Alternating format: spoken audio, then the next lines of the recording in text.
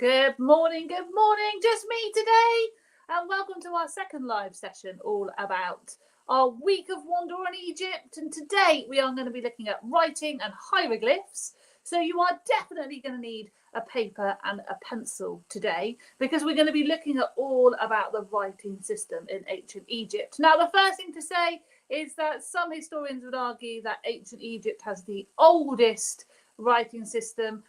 Other people argue it was different civilizations that came up with the idea first. We're not going to get into that argument today. What we are going to do is we are going to look at why writing was so important to the ancient Egyptians and how you could decipher it. So do grab yourself a pencil and paper. I'm hoping today I am not going to go on for over an hour, but welcome to Rose and Ava and Kira and Mum and Eleanor and Willow and Caden and Jaden and Georgia, Hannah, William, Samantha, Aniqua, Sophie and Sam, Tiana, Isabel and Thomas, Maya, Lily, Rock, Lucas, Rua and Dara, everybody over on YouTube, everybody who is watching on catch up. So my first question to you, which is what you're going to need your paper so far for the first activity, is this. Imagine there is no such thing as numbers,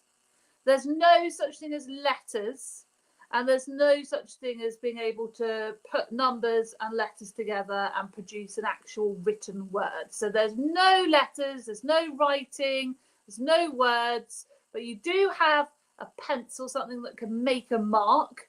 You do have a piece of paper.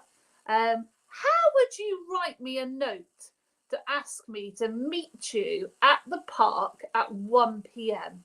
if there were no such things as letters, there were no such things as words, numbers?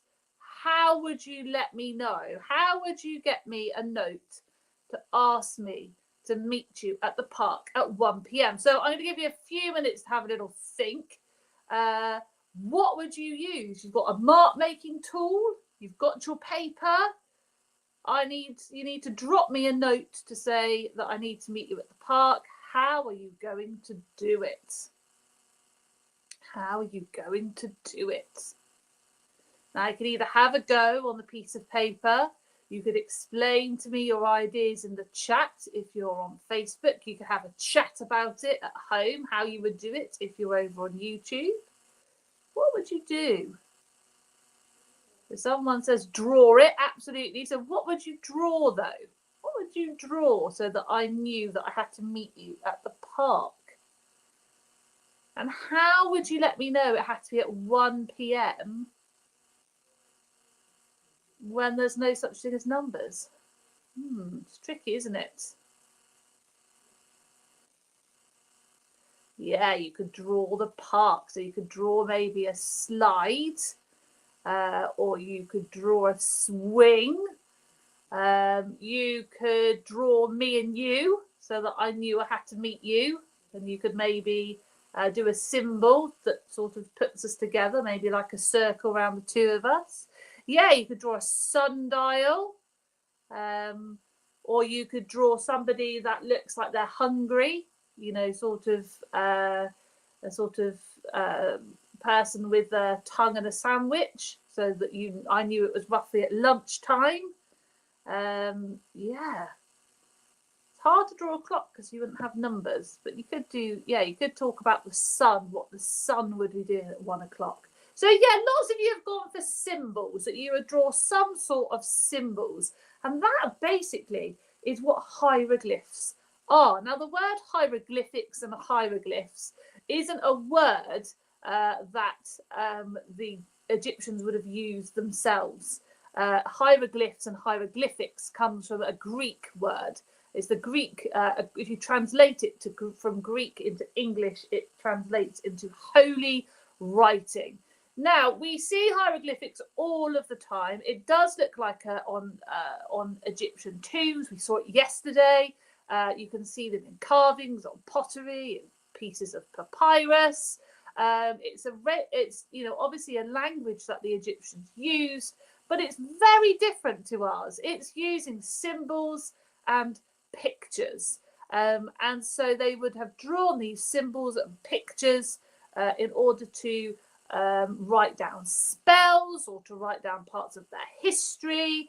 It was actually quite complicated. There were about 700 symbols that could be used in writing. So if you think, how many letters of the alphabet do we have? And when we put different letters together, they make different sounds. We definitely don't have over 700 different ways of saying something. We have our A, B, C, D, E, and so on. And then we have putting certain letters together make particular sounds. So, for example, if we put an S and an H together, it makes the sound sh. If we put a C and an H together, it makes the sound ch. But that works out, I think, at something just over maybe 40 sounds in the English language. But in hieroglyphs, there are 700 different hieroglyphs. Now, what makes it even more complicated is that some of these hieroglyphs could mean an individual sound. So, for example, you could draw a particular symbol, a particular hieroglyph, and it could represent a sound. So it could represent a, or it could represent sh, or it could represent f. So you can have a symbol and it represents a sound. But you could also have a symbol that represents an entire word. So, for example, some of you are saying to represent lunch, you would use a person and a sandwich. The other thing it could do is the symbol could represent an idea or a belief. So if you're talking about the underworld or you're talking about the afterlife, that idea could be represented by a hieroglyph. And also, you can have hieroglyphs that are determinative, which basically means it determines like maybe who you're talking about or where you're talking. So, for example, if you're writing something and you're writing about the pharaoh, you might have a hieroglyph that determines that you are talking about the pharaohs. So it's quite complicated. So let's go over that again. So hieroglyphs can either represent a sound, a phonetical sound like sh. It can represent a whole word, such as dog. It could represent an idea or a concept like the afterlife. And it can also represent some context. For example, is the sentence about the pharaoh? So it's really, really complicated. And as I said, there are 700 of these different these different hieroglyphs. Now, these are the hieroglyphs for some of the sounds that you would find. How would you therefore write twinkle? Now, you can write your name if you want, or you could write something else. But I've said, how would you write twinkle? So I'm going to turn my camera off so you can see. If you've got a piece of paper and a pencil, you can write, you could draw it if you wanted. But these are hieroglyphs for sounds. So, for example, a foot and a lower leg represents the sound b. And a hand represents the sound d. And a sort of what looks a little bit like a candy cane represents the sound s. And then what looks sort of like a little loop with two sort of polo-like looking sweeties on the end represents the sound ch. So these are different hieroglyphs that represent certain sounds. So how would we write twinkle? Well, we're looking for T first of all. T is a blue semicircle. So we would draw a semicircle. And then we would do, we're looking for W, which looks a little bit like a chick that makes the sound W. So there's, so we've got a half circle and a chick. And then we've got sort of two rectangles next to each other for the sound I.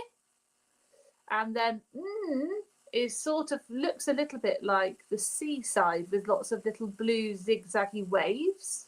So that represents And then we're looking for K, which looks a little bit like a teacup for K. And then we're looking for L, and L is a lion. So these are all the different hieroglyphs for sounds. Bailey says that the U and the W are the same. It's to do with the fact that obviously we would be speaking Egyptian, we wouldn't be speaking English. So the U and the W kind of make the same sort of sound in Egyptian. But that's the first one. So some of those hieroglyphs that you would read stand for certain sounds.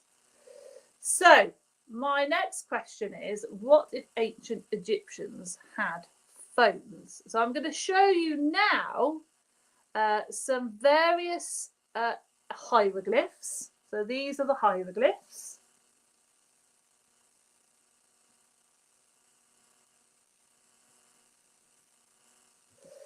And then these are modern day symbols that you might use if you had a telephone.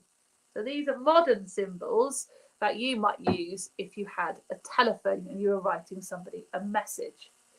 Now these particular Egyptian symbols, the ones all along the top, these actually match to certain whole words. So some of these represent certain whole words. So what we're going to do is we're going to play a game. The first thing I want you to do is look at each of the Egyptian symbols, and then I'd like you to choose which of the modern day symbols would match. So the first one looks like somebody sat on a throne with a hook. Which of the symbols would it match? And then which of the whole words would it match? So do you think that symbol means wisdom? Do you think that symbol means person? Do you think that symbol means bread? Do you think that symbol means day? Do you think that symbol means life? Do you think that symbol means house? Or do you think that symbol means water? And then you're going to go to the next one. So the next Egyptian hieroglyph is a circle with then sort of what looks like a little sort of stand underneath it. And you're going to look at the same thing. So which of the modern day symbols is that going to represent? And which whole word do you think that hieroglyph is going to be? So Rose thinks that the wiggly, wavy things is water. And it also, the modern day symbol is a droplet. That's a good call.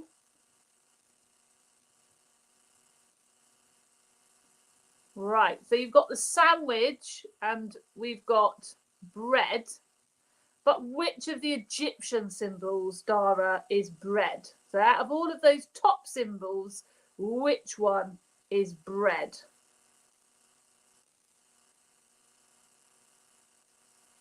Do we think? So we've got sun and day, but again, which of the Egyptian symbols do we think? So you'll find it is quite easy with regards to the modern symbols and the words. But which ones are the Egyptian symbols? So Peter thinks the structure on the right means house. The circle over the land is the sun, because that looks like the sun and the land. So the circle with the land is day. Sam thinks the third one is bread, but Marvin thinks the second one is bread. Bailey thinks the bread is the half circle. Georgia thinks it's the half circle as well. The bird is wisdom. Oh. Now, this is where it gets complicated, because I've already told you that a semicircle also means the letter T. So this is where it becomes really tricky with reading hieroglyphs, because some hieroglyphs mean a certain letter or a certain sound, and some hieroglyphs like this mean a whole word. And this is where context is really, really important. Somebody's worked out that the middle symbol is the ankh, and that means life. And then we think the person sat with the staff is a person, and then the face is a person. There's some really good ideas here. Let's go through them. So lots of you have got this one right. So this is person. So if you wanted to say a person, then you would draw the person sat on a throne, well, sat on a chair. It's not really a throne. Holding a staff. So that is the Egyptian hieroglyph for person. This is day. So I think lots of you have worked that out. It does look a little bit like a sun and then the earth. So that symbol, if you were going to say on this day, you would draw the circle with the little symbol underneath. Lots of you have got this one for bread. So the semicircle can also mean bread. The ankh does mean life. When we think about life, we often think of like the tree of life. So if we were thinking about life, I found that one hard, but I thought probably we would use life, a tree, to represent life. But that is the ankh. You see that on a lot of hieroglyphs. The birds do represent wisdom. So well done. Well done for you to get that one right. We all got this one. So waves mean water. So if you ever see waves in hieroglyphs, that means water. And lots of you got this one as well, of house. So really, a lot of Egyptian hieroglyphs also mean entire words. And this is what makes it really tricky, because when you start to read hieroglyphs, you have to know whether a symbol means a sound or whether a symbol means a whole word. So, for example, if I wrote this, now we know that these mean whole words. But what do you think it means? So if you were going to read this as a hieroglyph, what do you think this says?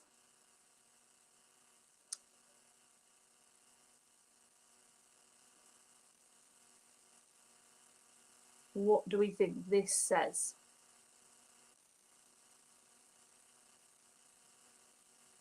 So we know that the first one means person. Yeah, so the person goes home for lunch, or the man went home for food, or going home for lunch, going home for food, going home for bread. The person is going home or is at home eating bread. Well done to all of you that have got that. So that's basically how a lot of hieroglyphs work. So those three symbols basically means the man went home for food. So for example, if you saw these symbols, if you saw the ankh and then you saw these two symbols after this, then if you read these together, it means long life, strength and power to you. So when we were talking about spells and things to guide people into the afterlife yesterday, you might write these hieroglyphs onto a piece of parchment and wrap it into a mummified person's bandages, because these three symbols together mean long life, where you've got the ankh, strength, which looks a little bit like a club, doesn't it? And then power, that's like a staff. So those three together mean long life, strength, and power to you. So they are known as logographs. So my next question is, what would probably make sense is if you were an ancient Egyptian and you were going to write a lot about yourself, it would probably make sense for you to create a logograph that represents you, your entire name. So, for example, obviously, lots of you know my name is Chrissy. So if I was going to write hieroglyphs for Chrissy, I'd have to draw one for K, one for R, one for I, one for S, one for another S, and one for Y. I'd have to draw 6 different symbols, which I could do, but it would probably make sense just to draw one symbol, a logograph. So what I would like you to think about, if you were going to represent you as a logograph, what would it look like? And then I'm going to share mine in a second. So Rose has beautifully shared a logograph in the chat. And I'm going to actually put that up on the screen so you can see what I mean. So it says, my name is Rose. So a rose. That's quite an easy one, Rose. But you can see there's the logograph. We use them all the time, logographs. We don't call them logographs, but they are. So yeah, Rose would have an actual rose.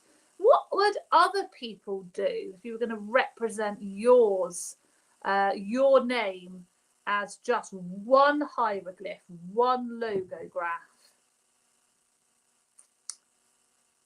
What would it be? So I thought long and hard about mine today, and I've got, and it needs to be something easy-ish to draw. That's the other thing, because it can be a little bit tricky, can't it, to draw various things. So I'm going to share you my logographs. I thought about how I would represent me. Now, lots of people know that I like cheese. So I thought, right, well, I'd have a slice of cheese, because that's quite easy to draw.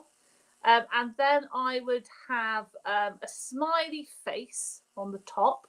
And then I would, because I like dogs quite a lot, and I have 2 dogs, so I do a little doggy footprint. So that would be my logograph. So whenever I was going to write Chrissy, I would have a piece of cheese with a smiley face and a dog footprint. Ava would have a bird, an atlas would have a globe, Marvin means sea, and water. So Marvin would have a water, either the water curves or a water droplet. Really great idea. So lots of you can think about this afterwards. I don't want to rush you, because I thought ages about mine. You could have smiley face, absolutely. Dara means oak in a different language, so a tree. Amazing, some really good ideas. And we use logographs all the time. And there's so much in our lives, we don't even think about the fact that the ancient Egyptians were using it. Maya would have a dog and Lily would have a lily pad. Really great ideas. So that would be my logograph, a smiley piece of cheese with a dog footprint. Now, what are these 2 mysterious objects and who do they belong to? So on the left-hand side, we have what looks like a little bit of maybe stone. And then on the right, and sort of going across the slide, we've got sort of a long, like a long piece of what looks a little bit like wood. What do we think these 2 mysterious objects are, and who do they belong to? Willow would have a tree with long wavy branches. Caden would have a sword, as it means warrior. Georgia would use a dog and a book. Arthur means bear or strong man. Yeah, you'd have a bear. My son's called Arthur. Great name. What are these 2 mysterious objects? I turn my camera off so you can see it a little bit better.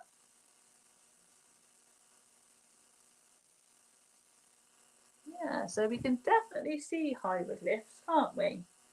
We can definitely see hieroglyphs on the sort of, looks a bit like a tablet, doesn't it? So we can see different hieroglyphs. We can see that what looks like a little cup, which we saw the other day, earlier. We can see the waves, which mean water. We can see that little feather thing, which I can't remember what the sound of feather means. It does look a little bit like incense on the right, the long wooden thing, but it's not incense. So I think we've worked out that maybe the right-hand side is a writing tablet. I think that's a really good call. But what's the thing going across the screen? I bet you have got one of these at home. I bet you possibly, if you're like my daughter, I bet you use this every day. My son less so. He spends his time wandering around the house going, shall I give you a clue? Where can I find a pen? Where can I find a pencil?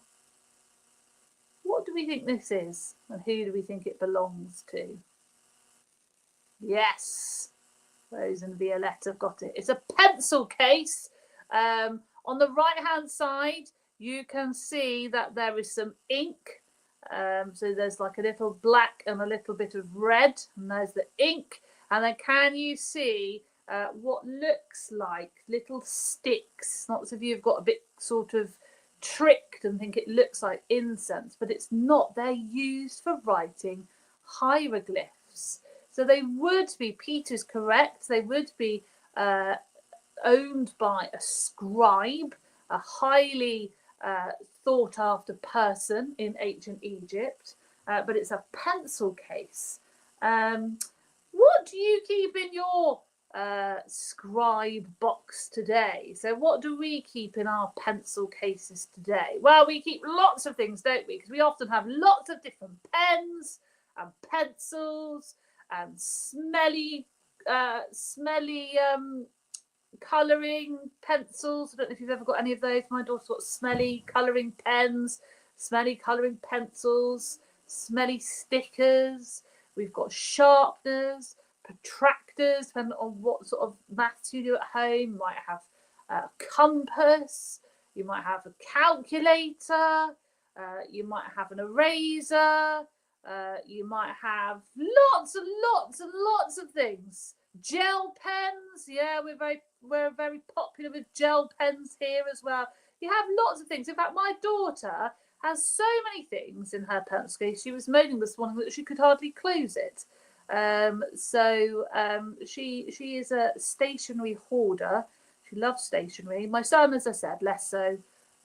He can't often find a pen or a pencil at all in the house. It's not heavy. It's literally quite small. Very different today, as I said.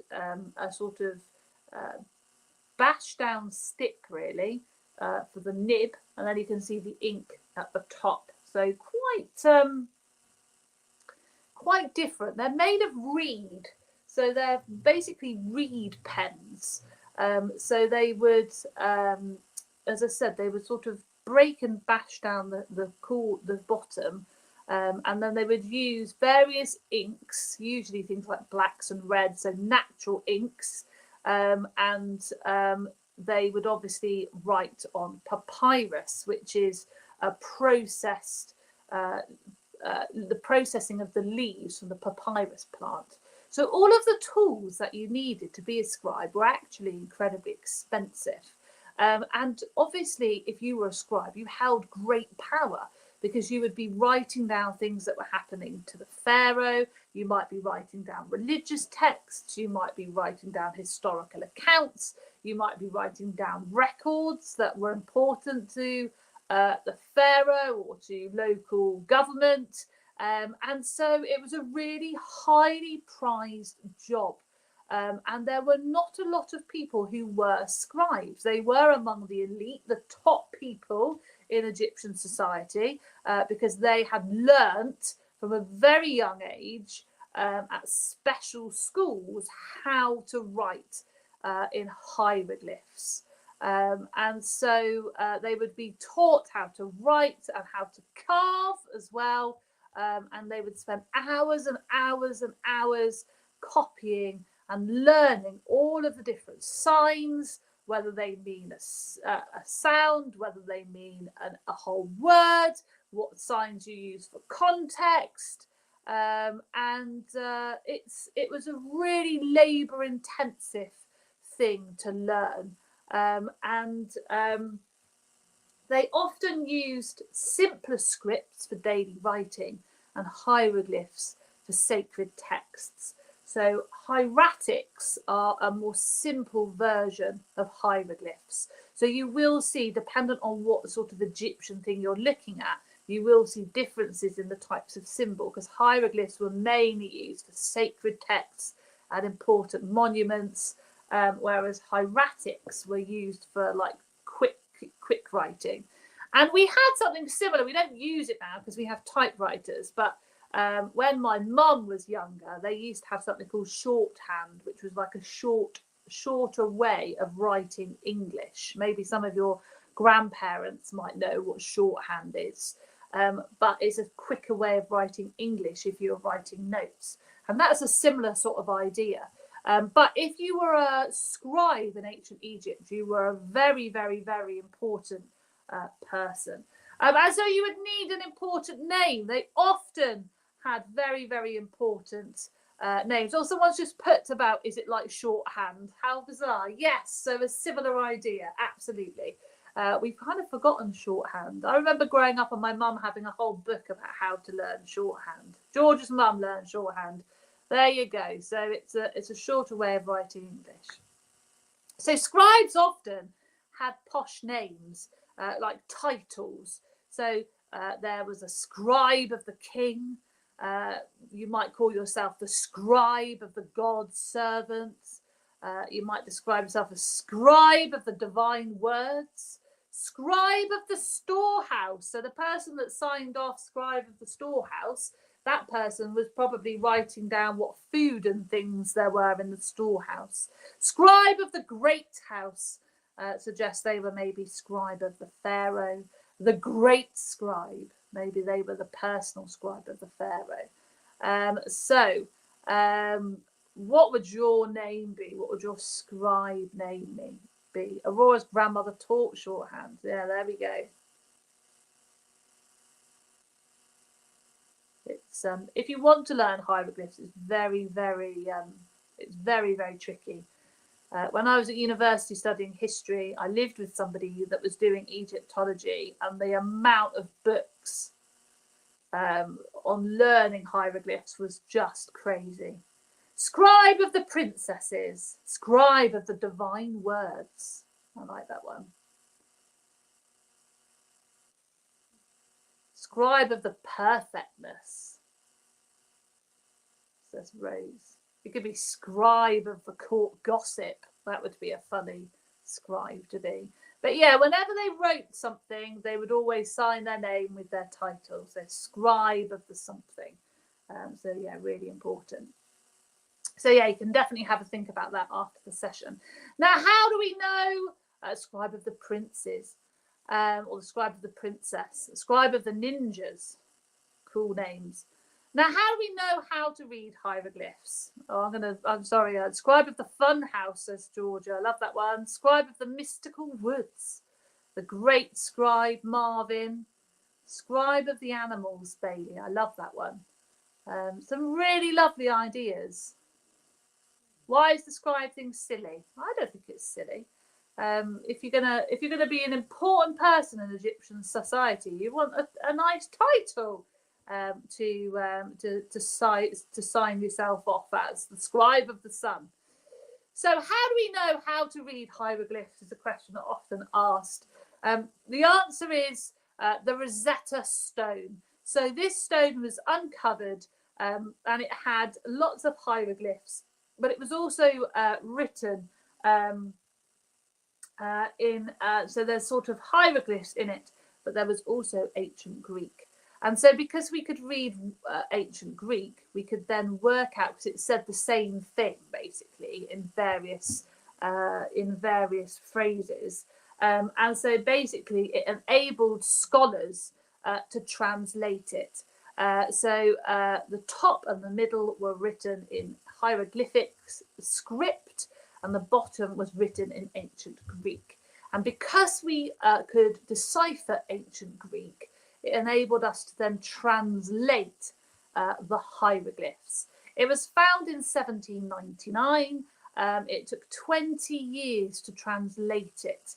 But when we ask, how can we read hieroglyphs? We can read hieroglyphs because of the Rosetta Stone. Now, the Rosetta Stone is in the British Museum in London. You can go and see it. Yeah, it is literally just a hunk of stone, but you can see, as you can see up close on here, that there are hieroglyphs and then there's ancient Greek. And so this enables you to translate hieroglyphs. So we are going to finish with a quiz. Which of these was not a type of sign used in hieroglyphic writing? A phonogram, a cryptogram, or an ideogram? So a phonogram is sort of sounds. An ideogram is sort of an idea. A cryptogram is sort of something that's cryptic and difficult to understand. I don't know what they have in Lincoln Castle. It wouldn't be the Rosetta Stone. They might have a replica maybe, but the Rosetta Stone is in the British Museum in London. Or something similar.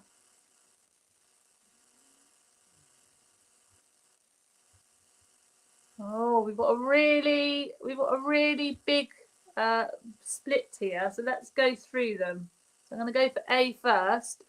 Well, it's definitely not, because remember, a phonogram is a sound. Gram means sort of a picture, so a picture of a sound. So we know some hieroglyphics had pictures of sounds. So we definitely know that one was true. This is the right one. None of them were cryptic. None of them were difficult to work out. An ideogram is, they also had hieroglyphics, didn't they? So they had hieroglyphics for sounds and hieroglyphics for words and hieroglyphs for certain ideas or various things, like to provide contexts. Right, why was the Rosetta Stone so important? Why was the Rosetta Stone so important, so significant? Now we remember, we've literally just done it. What was the Rosetta Stone's significance? What did it help us to do? Yeah, can anyone remember the language that it was written in that helped us work out hieroglyphs? Can anybody remember the language? It's an ancient language. Yes, it had ancient Greek. Absolutely. So it was ancient Greek, and it enabled scholars to compare the texts and unlock the meaning of hieroglyphs. Right. Which of these best describes the writing direction of hieroglyphs? So this is an interesting one. We haven't looked at this. But do hieroglyphs either go, could you read hieroglyphs left to right to left, or is it variable dependent on the symbols? So A is it's variable, B is it's left to right, and C is it's right to left. So how do we read hieroglyphs? Now, we've done this before. If you ever did ancient Egypt with me quite a while ago. But we haven't done it today. But does anybody know? Right, nearly everybody's going for A. A is correct. So it's A. So make sure when you're writing the answers, you're only doing it once, but it's A. So if you have an animal, so say that bird, if the bird is facing this way, then you read that way. If a bird and all the other animals are facing that way, you read that way. So you read dependent on the direction of the text. So if, for example, there's a person and they're looking that way, then you would read that way. If there's a person and they're looking that way, you would read that way. So you're always looking at which way animals or people are facing, and that's the way that you read. So not only do you need to know whether the hieroglyphs mean sounds, whether they mean whole words, or whether they mean ideas, but you also need to know which direction to read them in. So it's really quite tricky, isn't it? Were they used for everyday communication amongst the common people, all the normal people like us? Would we use hieroglyphs? Do we think that's true, or do we think that's false? Would we use hieroglyphs?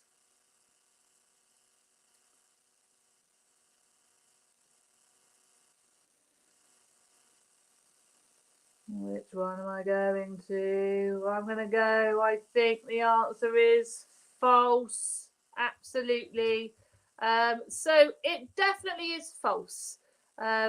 We wouldn't have used hieroglyphs if we were normal people. Only the scribes would have used hieroglyphs. Certainly not normal people. So the term hieroglyphs comes from the Greek words hieros and glyphein, which roughly translated to sacred what? Sacred symbols, sacred letters, sacred carvings. Can we remember?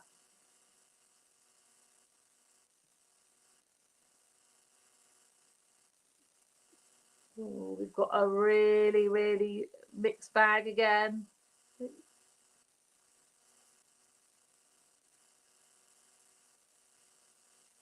I think C might have edged it. It is, it's correct. So well done. It means sacred carvings. Well done, Marvin. So that's it for us today. Today's activity is to make your own Egyptian door sign. So there's some different things available over in the blog to help you. There is a sheet which has hieroglyphs that stand for letters. There's also sort of another one which you can cut the little hieroglyphs out. So if you find it a little bit tricky and you just want to cut the hieroglyphs out and colour them and make your own door sign, there's another one of those, like a cut and stick template. And there's also some really nice mindfulness colouring which you could also colour and add to your door sign. Now, what you want to do with that door sign is entirely up to you. You could paint it on a piece of wood if you wanted to. You could do it on paper, and you can use some of the things from this lesson. So you could go back to that ideogram that you made of your own name. So do you remember I had the cheese with the footprints? I could have the cheese and the footprint, and then in Egyptian hieroglyphs, I could write R-O-O-M so that it had some Egyptian in it too. So you could definitely have a little mix. Or you could just do it completely in hieroglyphs. You could do it in paper, you could make it in card, you could, if you really, you're really sort of, what's the word, artistic, could make it with papier-mâché, or you could make it with some sort of modelling clay. But yeah, have a go and get really, really creative and make your own Egyptian door sign. Now, tomorrow, there will be at 11 o'clock over on YouTube another video which will be talking about what have the Egyptians done for us. So we won't be live tomorrow, but that video will be out for you all to watch along with, and there'll be more activities. And then on Friday we will be back for an escape room. So do check out the blog for that as well, because it will make it a lot easier if you print off the escape room, and then you can join in as we're doing all of the different puzzles. So that's it for me today. Don't forget to head over to our Facebook group and share all of your lovely activities on today's sharing post, particularly if you've done a really cool ideogram for your name. Have a lovely time creating, and I'll see you soon. Thank you very much.